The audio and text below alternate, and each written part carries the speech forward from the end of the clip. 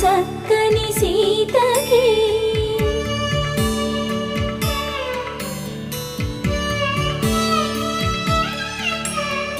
ఎర్ర జాబిలి చేయి రాముడేడని అడుగుతుంటే